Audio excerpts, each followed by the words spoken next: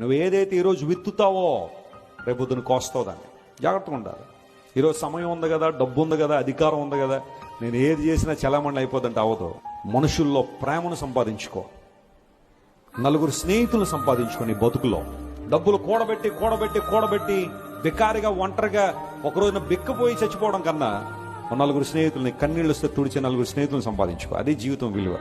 ఒకరోజు నీ లోకాన్ని కనుక నువ్వు విడిచెళ్ళిపోతే గుండెలు బాదుకునే వాళ్ళు 100 మందిలో ఉంటే నువ్వు నిజంగా ధన్యుడివే. అంతేగాని పోయాడా మంచి అయిందిలేండి, ఆడు పోవడమే బెటర్ అని అన్నారా? కర్స్ అది. నీ జీవితం శాపం అన్నమాట. శాపాన్ని కూడగట్టుకున్నావు కానీ ఆశీర్వాదం అయితే లేదు.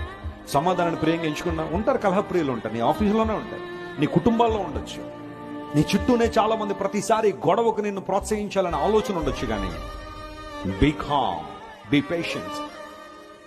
చిరునవ్వు తప్ప ఇంకేమైనా నీ జీవితంలో ఉండడానికి వీల్లేదు. ప్రజలో